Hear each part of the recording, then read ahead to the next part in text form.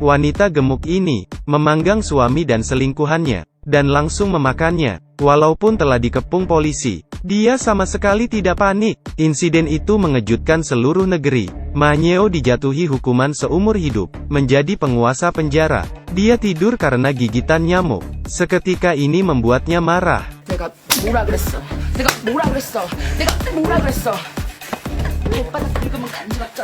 Wanita kejam itu mendominasi di penjara, tapi hari-hari baiknya akan segera berakhir. Ada wanita bernama Gemja yang lebih kejam darinya. Siswa sekolah menengah ini jelas tidak membunuh, tetapi dia harus mengakuinya, membunuh seorang anak laki-laki berusia 5 tahun. Tapi saat detektif bertanya padanya, apa warna kelereng yang digantungkan di leher anak laki-laki itu? Gemja ragu dan menjawab hijau. Tapi seorang detektif berpengalaman tahu dia bukanlah pembunuhnya, karena tidak dapat menemukan pelakunya, dan tekanan masyarakat. Polisi pun menetapkan dia bersalah. Detektif mengeluarkan bola pimpong, memberikan warna bola ini kepada Gemja. Gemja segera ditangkap karena pembunuhan. Tapi ketika dia dibawa ke TKP, dia dalam masalah lagi. 2 bantal di tempat tidur. Dia tidak tahu warna yang mana. Dia melihat ke arah detektif. Detektif menunjukkan jam tangannya, warna tali jam tangannya. Gemja pun langsung mengerti, mengambil bantal coklat, lalu mendalami aktingnya. Tidak hanya itu, dalam perjalanan kembali ke penjara, Gemja melihat ke atas. Seorang pria memberinya isyarat mengancam. Hanya dia yang tahu, pria bernama Baik ini adalah pembunuhnya. Dia menjadi kambing hitam, menanggung hukuman selama 13 tahun penjara. Ketika tiba di penjara, dia menangis sepanjang hari. Tetapi tiba-tiba suatu hari, Gemja berubah. Dengan baik mulai membantu setiap narapidana, melakukan semua pekerjaan kotor. Dia bahkan berprestasi di dalam penjara, dikenal oleh semua orang sebagai wanita mulia. Tetapi tidak ada yang tahu, itu semua hanya penyamarannya saja. Sampai ketika dia keluar, seorang pendeta memberikannya sebuah tahu, simbol memulai di masa depan. Tapi dia menjatuhkannya ke tanah. Semua orang terkejut. 너나 잘하세요. Dia telah menahan selama 13 tahun. Akhirnya bisa memulai rencananya. Gemja datang ke bengkel. Suyong adalah teman satu sel Gemja. Di penjara dia didiagnosis menderita gagal ginjal, dan akan segera mati. Tetapi Gemja menyelamatkannya, mendonorkan 1 ginjal untuknya, sehingga dia dapat hidup. Jadi apapun permintaan Gemja, pasangan itu akan melakukannya. Gemja memegang Alkitab, kemudian merobek halaman demi halaman, mengumpulkan desain pistol. Gemja ingin pasangan itu membantunya membuat pistol. Tapi buku ini, bagaimana dia bisa mendapatkannya?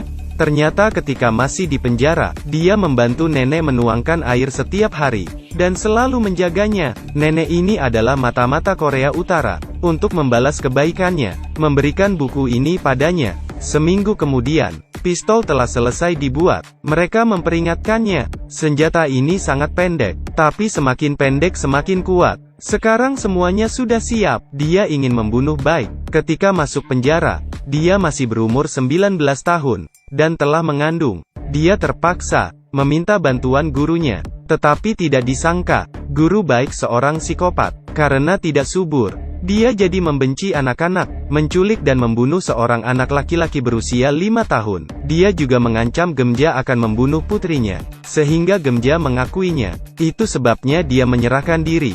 Gemja telah menemukan istri guru Baik, Yiyong. Ternyata Yiyong juga seorang narapidana. Dulu dia diganggu oleh penguasa penjara. Gemja melihat itu, dan memutuskan menyingkirkan wanita itu. Selama dia 3 tahun, dia menambahkan pemutih ke makanan wanita itu, memberinya makan setiap hari. Akibatnya, kondisi wanita itu memburuk, dan dia pun mati. Wanita itu bahkan sangat berterima kasih padanya, tetapi Gemja membunuhnya.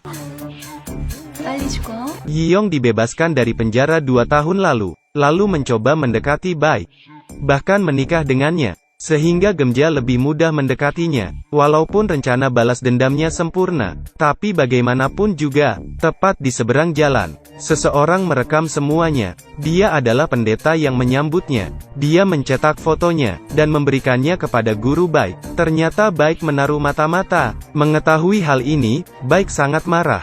Dia segera menghubungi 2 pembunuh, membunuh Gemja dan putrinya.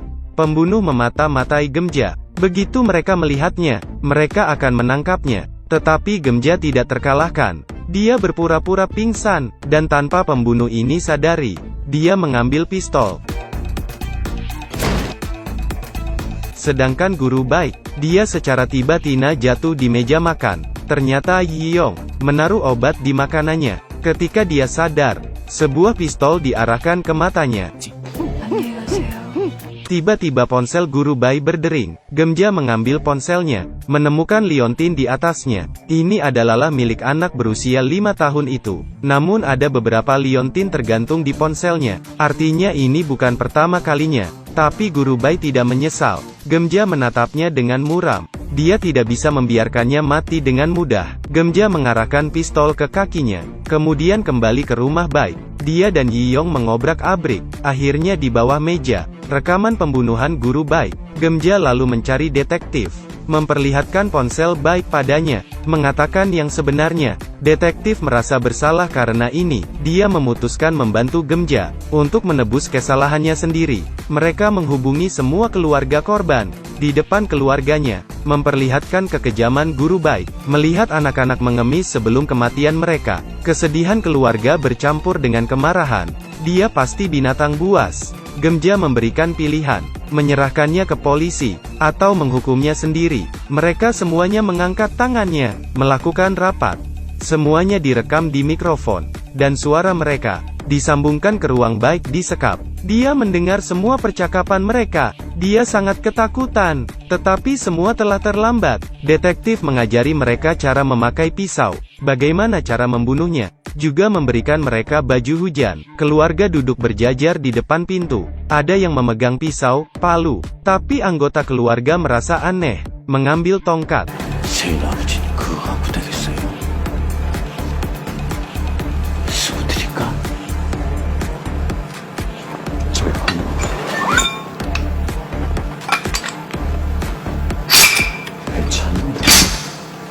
Keluarga bergiliran, membalaskan dendam pada binatang ini. Sampailah pada wanita tua terakhir. Dia menggunakan gunting, membunuh baik. Mereka membersihkan tempat kejadian, menguburkan baik bersama-sama. Mereka juga berfoto untuk meninggalkan bukti, menghindari jika ada yang berkhianat. Akhirnya mereka datang ke toko kue. Gemja menggunakan darah baik, membuat sebuah kue, membagikan kepada semua keluarga itu. 13 tahun dendamnya, sekarang akhirnya berakhir, dan film pun selesai. Saya Afu, ikuti saya terus, saya akan membawakan film menarik lainnya.